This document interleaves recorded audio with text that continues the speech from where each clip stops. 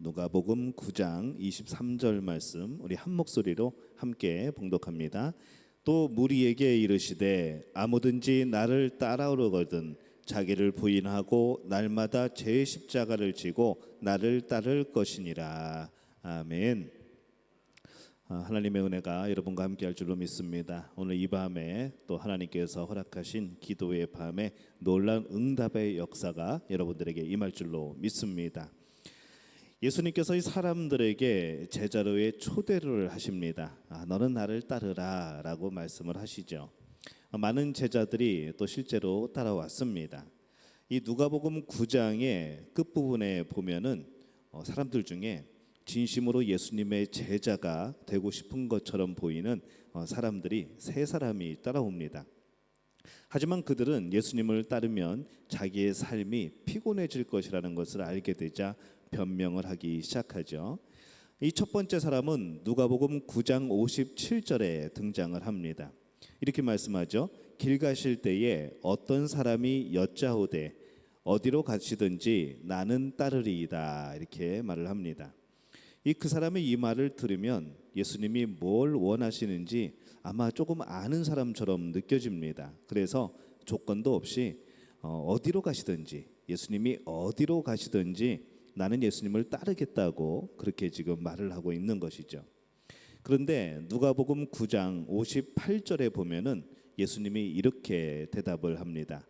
예수께서 이르시되 여우도 굴이 있고 공중의 새도 집이 있으되 인자는 머리 둘 곳이 없도다 하시고, 이렇게 말씀을 하죠. 예수님의 말씀은 무슨 뜻인가 하면은 나는 집도 없어, 나는 평안한 삶을 살지도 않아, 그러니 나와 함께 더불어서 날마다 호텔에서 머물고 또 근사한 식당에서 나와 식사할 생각은 아예 버리는 게 좋아라는 그런 의미인 것이죠. 아예 편안한 생각을 하지 말라는 겁니다. 그랬더니 그 물어본 사람이 나는 예수님을 따라서 어디든지 가겠다고 하는 사람의 대답이 영 시원치가 않습니다. 성경에 보면은 아예 대답을 포기해버리죠. 구체적으로 조목조목 따져보지 않고 뭉뚱그려서 생각하면은 예수님을 따라 어디든지 가는 것, 이것은 참 어렵지 않게 보입니다. 그래서 예수님을 따라가는 거, 그냥 예수님 말씀대로 살고 그냥 날마다 예수님 따라서 예수님의 행하시는 모습 보면서 예수님이 가시는 길 따라서 그렇게 따라가면 되겠지라고 그렇게 우리가 생각을 합니다. 어렵지 않게 보이는 것이죠. 하지만 예수님을 진정으로 따르려면 삶의 대대적인 변화를 각오해야 합니다. 말 그대로 예수님이 어디로 가시든지, 이제 어디로 갈지 모르는 거죠. 예수님이 어디로 가시든지 무조건 따라가야 되는 것이 이 제자의 삶이기 때문에 그렇습니다.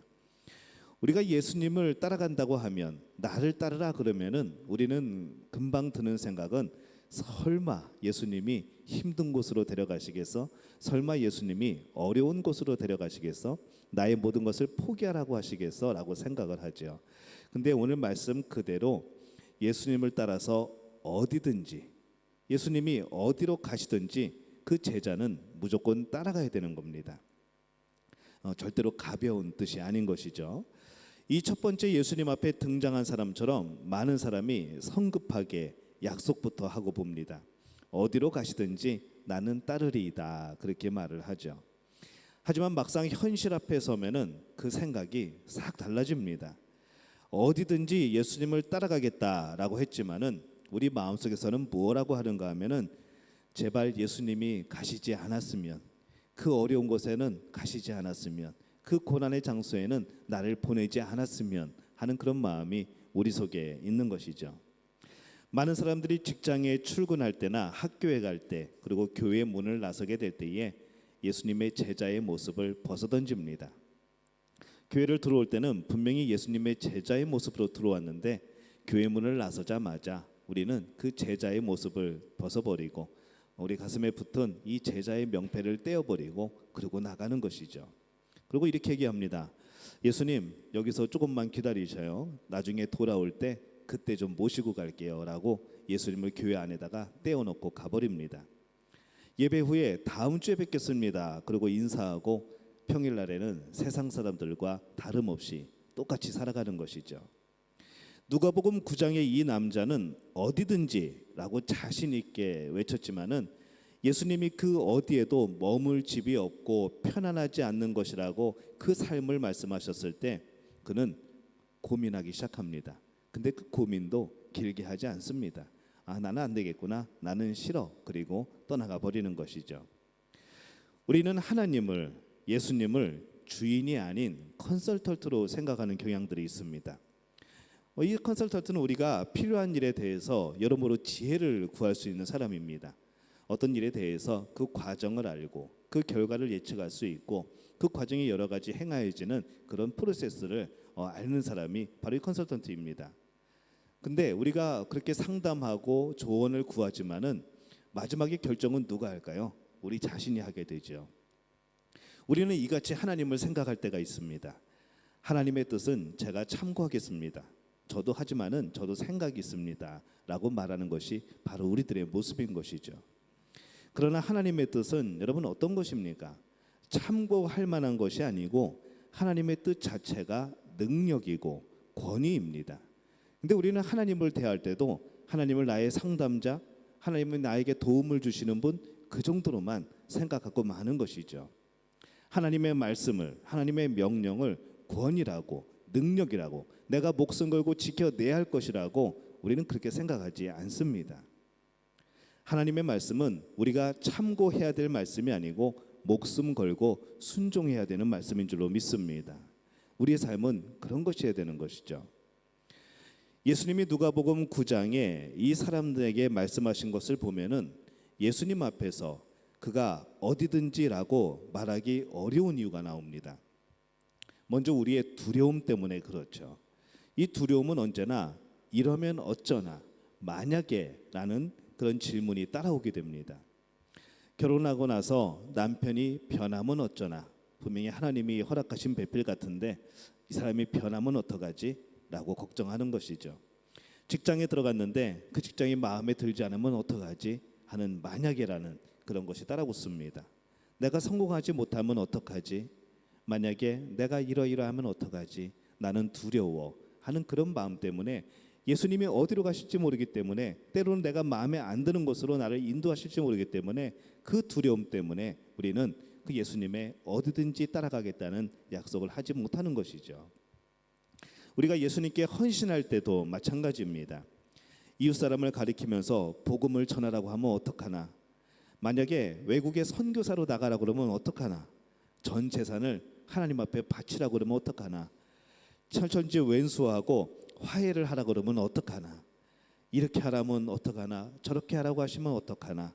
이런 두려움이 예수님을 따르기 어렵게 만듭니다.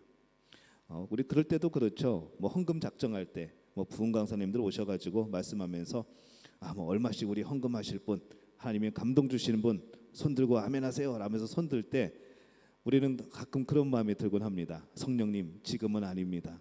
지금은 조금만 잠잠해 주시옵소서라고 마음 먹을 때가 있는 것이죠. 사람들이 이 두려움을 회피를 합니다. 요나도 그랬죠. 니느웨 사람들을 찾아가서 복음을 전하라고 했을 때 분노와 두려움을 느낍니다. 그리고 여호와의 얼굴을 피하여서 다시스로 도망하는 것이죠. 근데 이게 요나의 모습만은 아닙니다. 우리들의 모습인 것이죠. 그 분노 때문에, 그 미움 때문에, 바로 그 두려움 때문에 우리는 하나님의 얼굴을 피해서 도망갈 때가 많은 겁니다. 누가복음에 나오는 그 사람이 예수님을 따라 나서지 못한 또 다른 이유는 부담스러움 때문입니다. 부담스러운 것이죠. 항상 예수님을 따라가는 길은 자기 자신을 부인하는 길이었습니다. 예수님을 따르기 위해 내 편안함을 포기해야 될 때가 많은 것이죠. 그 사람이 예수님 앞에서 자신만만한 얼굴로 예수님이 어디로 가시든지 나는 어디든지 따라가겠습니다 라고 했지만은 그는 그 길이 어떠한 길인지 깊이 생각해 보지 않은 겁니다. 우리 신랑 신부들이 동화 같은 결혼식을 꿈꾸면서 나중에 우리 어린 친구들은 백마탄 왕자가 나를 데려갈 것이라는 그런 꿈을 꾸면서 결혼식을 할 때에는 우리가 그 또 정말 기가 막힌 그런 서약의 시간을 가지게 됩니다. 그 참 결혼 예식 때에 그 서약의 문구가 참 시적이죠. 그런데 사실 그 서약 안에는 참 많은 의미가 내포되어 있습니다. 짧은 서약이지만은 그 안에는 이런 내용들이 포함되어 있는 것이죠. 그리고 이 서약은 결혼할 때 그 순간뿐만 아니라 평생 둘이 지켜나가야 될 바로 그 서약이기도 합니다. 좀 구체적으로 제가 그 서약을 풀어드리겠습니다. 기쁠 때나 슬플 때나 남편이 승진할 때나 해고될 때나 아내가 임신할 때나 유산했을 때나 처음 집을 장만할 때나 전세나 월세로 옮겨갈 때나 풍족할 때나 쪼들릴 때 근사한 식당에서 외식을 할 때나 일주일 내내 밥과 김치로 끼니를 때울 때나 많은 재산을 모았을 때나 카드 대금이 연체되어서 독촉짝이 날라올 때나 아플 때나 건강할 때나 걸어 다닐 때나 이제 다리에 힘이 없어서 늙어서 휠체어 신세를 져야 할 때나 아내가 젊을 때에나 늙고 쇠약했을 때에나 내 남편이 영감이 되었을 때에나 아니면 젊었을 때에나 사랑하겠습니까? 라는 질문이 바로 우리가 서약 속에 담겨져 있는 내용들입니다. 뭐 이것만 있겠습니까? 우리가 살아가면서 볼 수 있는 많은 긍정적인 면들, 결혼을 하면서 정말 상대방을 바라보면서 느꼈던 그런 좋은 면들, 아니 그 반대면이 있다고 할지라도 나는 그를 사랑하겠는가? 당신은 그를 사랑하겠는가? 라고 물어봤을 때 여러분은 정말로 씩씩하게 예라고 대답을 했죠. 대답을 짧게 하면은 사회자가 또 주례가 말을 합니다. 크게 대답하시라고. 여러분은 사람들이 다 들을 정도로 크게 대답을 했습니다. 하지만 정말 여러분들 그 의미가 무엇인지 이런 내용인 줄 알고 그렇게 서약을 하신 걸까요? 그냥 행복한 거죠. 빨리 결혼식 끝났으면 좋겠던 거죠. 빨리 함께 살았으면 좋은 겁니다. 하지만은 그 안에는 정말 우리가 좋을 때나 안 좋을 때나 동일하게 사랑해야 되는 그런 내용이 담겨져 있는 것이죠. 근데 우리가 예수님 앞에 신앙을 고백했을 때, 예수님에 대한 사랑을 고백하였을 때 그 결혼 서약과 똑같은 상황이 우리에게 주어지는 겁니다. 예수님이 나에게 응답을 주실 때나 응답을 주시지 않을 때나 때로는 내 옆에 계신 것처럼 느껴질 때나 그것이 느껴지지 않을 때나 때로는 나를 어려움으로 이끌고 가실 때나 아니면 선한 곳으로 이끌고 가실 때나 나에게 능력을 주실 때나 때로는 나를 낮추실 때나 여러분 그 안에 이런 서약들이 포함되어 있는 것이죠. 여러분 그것을 알고 그 마음을 가지고 내가 예수님을 따르겠습니다. 내가 예수님을 믿겠습니다. 내가 예수님의 제자가 되겠습니다. 예수님을 주인 삼겠습니다. 라는 고백이 이어져야 되는 것이죠. 혹시 우리는 좋은 것만 생각하고 우리에게 주실 복만을 생각하고 그렇게 예수님 앞에 고백하고 그렇게 나오지 않았는지 그런 생각을 해보게 되는 겁니다. 누가복음에 나오는 이 첫 번째 사람에게 예수님이 이렇게 말씀하죠. 내 머리 누일 곳도 없다. 야, 내 머리 누일 곳도 없어. 나를 따라다니면은 너도 그렇게 살아야 돼라고 말씀하는 겁니다. 그는 자신이 말한 어디든지가 무슨 의미인지 그때서야 깨닫는 것이죠. 아, 이게 어디든지 따라갈 수 없는 것이구나. 정말 각오하지 않으면, 정말 마음 먹지 않으면 때로는 내가 원치 않는 곳으로 내가 가야 되고 예수님이 나를 보내실 때에 나는 그것이 싫더라도 예수님을 위하여서 가야 되는 것이구나 라는 것을 그때서야 그가 깨달은 겁니다. 아이들 말로 장난이 아니었던 것이죠. 근데 우리가 지난번에도 말씀을 나눴지만은 지금 이 사람의 모습과 전에 세리였던 이 마태의 모습이 어떻게 다릅니까? 마태는 예수님을 따르면은 자신의 전부를 포기해야 되는, 자신의 이익을 포기해야 되는 그런 것을 이미 계산을 해보았습니다. 모든 것을 버려야 될 수도 있다는 것을 알고서도 그는 예수님을 따랐던 것이죠. 편안하고 예측 가능한 삶, 이것을 포기해야 된다는 것을 이 마태는 정확하게 알고 있던 겁니다. 어디든지라는 말은 약속이 아닙니다. 마음속으로 그렇게 생각하는 것이 아닙니다. 어디든지라는 그것은 실제적인 삶이고 우리의 삶의 방식이어야 되는 것이죠. 현실이라는 겁니다. 당시에 랍비의 제자들은 랍비와 똑같이 생활하고 행동합니다. 나중에는 그 랍비의 말투까지도 닮아가게 되죠. 랍비가 다른 마을로 가면 제자들도 짐 싸들고 쫓아갑니다. 병든 자를 찾아가기도 하죠. 그럴 때도 제자들은 쫓아갑니다. 그 당시에 랍비가 정말로 어려운 곳, 추한 곳, 그런 곳에 간다고 할지라도 제자들은 두말 없이 쫓아갔습니다. 랍비가 잠을 자면 제자들도 잠을 자고, 랍비가 식사를 하면 제자들도 식사를 합니다. 발걸음 하나에 똑같이 발걸음 하나를 옮기는 것, 그렇게 따르는 것이 제자의 삶인 것이죠. 이 예수님은 제자들을 데리고 어디를 가셨는가 하면은 가이사라 빌립보에 가십니다. 우상의 신전이 있는 곳이죠. 그 우상을 섬기는 수많은 사람들이 왔다 갔다 하면서 이야기하는 곳. 아, 저들은 누구일까? 웬 시골 촌뜨기들이 와가지고 저렇게 돌아다닐까? 그렇게 보고 있는 그 가운데서 하필 그 사람 많은 그 한가운데에서 하필 황제를 추종하고 그 우상을 섬기는 그 사람들 한가운데에서 예수님이 거기서 크게 물어봅니다. 뭐라고 물어볼까요? 너는 나를 누구라고 하느냐라고 물어보시는 거죠. 그 질문의 대답에는 용기가 필요했습니다. 어쩌면 돌맞을 각오하고 외쳐야 되는 고백이었습니다. 많은 제자들이 갈등을 하죠. 많은 제자들이 고민을 합니다. 아, 여기서 그것을 외치면은 나는 반역자로 몰릴 수도 있는데, 나는 정말 돌맞을 수도 있는데, 그럼에도 불구하고 이 베드로는 고백을 하는 것이죠. 주는 그리스도시요 살아계신 하나님의 아들이십니다 라고 고백을 하는 겁니다. 이렇게 조곤조곤 조용하게 말한 것이 아니고 그 한가운데서 외쳤던 것이죠. 이것이 바로 제자의 모습입니다. 그래서 이 제자들 사이에는 이런 격언이 있습니다. 당신이 랍비의 먼지에 뒤덮이기를. 이것이 축복의 말인 것이죠.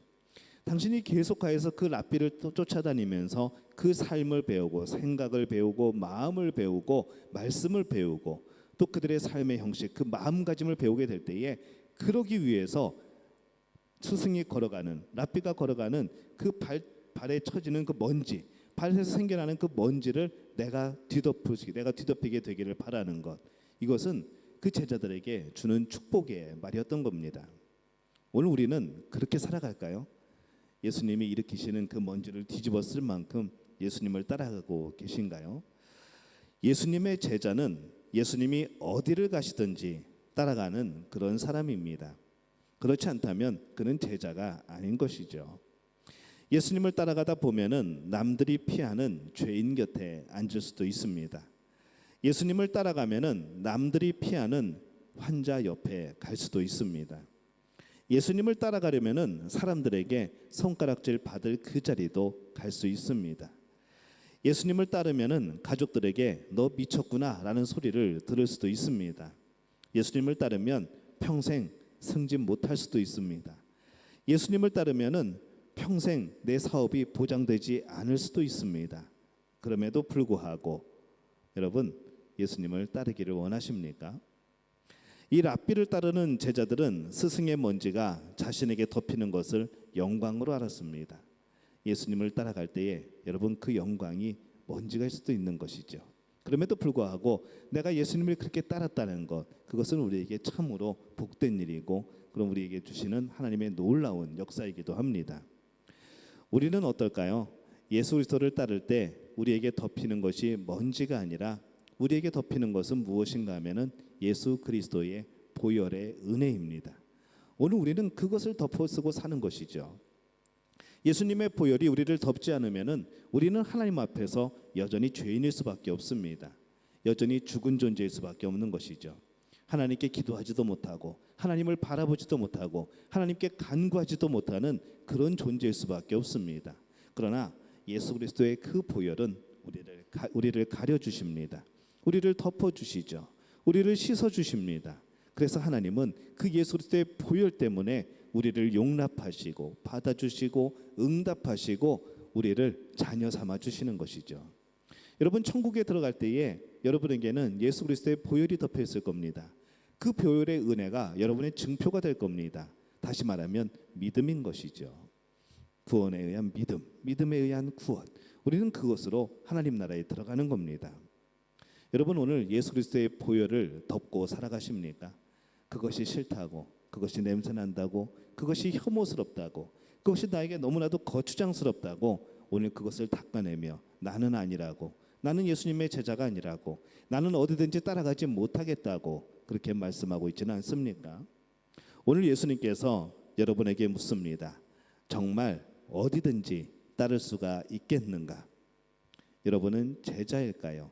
아니면 그냥 예수님을 아는 사람일까요? 바라기는 그 무엇보다도 예수님을 사랑하는 예수님의 제자가 되시기를 축원합니다. 오늘 그렇게 살아가는 우리의 심령, 또 우리의 살아가는 그 삶은 바로 하나님께서 지키시는 삶인 것이죠. 어디로 가든지 예수님과 함께만 있다면, 그것이 풍랑이 있는 바다 위든지 아니면은 저 밑에 지하의 동굴이든지 우상이 판치는 그런 한가운데 그 광장이든지 많은 이들이 죽이려고 하는, 나를 죽이려고 하는 그 상황에서든지 우리는 예수님과 함께라면 승리할 수 있습니다. 예수님과 함께라면 괜찮은 것이죠. 그래서 누군가는 이렇게 고백을 합니다. 만약에 예수님이 지옥에 가신다면은 나는 그곳에 예수님을 따라가겠다라고 말을 합니다. 여러분, 천국에 왜 가고 싶을까요?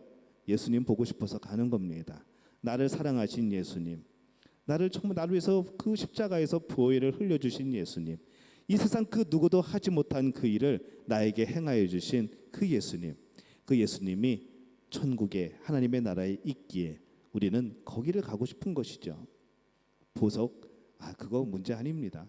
하나님 나라의 아름다운 그런 금으로 된 바닥, 성경의 표현이지만은 그거 필요 없습니다. 우리가 원하는 건, 우리가 보고 싶은 것은 바로 예수님인 것이죠. 오늘 그 예수님의 제자가 되시기를 바랍니다. 그 예수님 때문에 어디든지 따라가는 분이 되시기를 바랍니다. 예수님 때문에 때로는 내가 손해볼 것을 알고서도 나는 예수님의 제자다라고 고백할 수 있기를 바랍니다. 그 고백이 능력이 될 것이고 그 고백이 여러분을 승리로 이끌게 될 줄로 믿습니다. 이 복과 이 은혜가 우리 믿음의 가족들에게 함께 하시기를 예수님의 이름으로 축원합니다.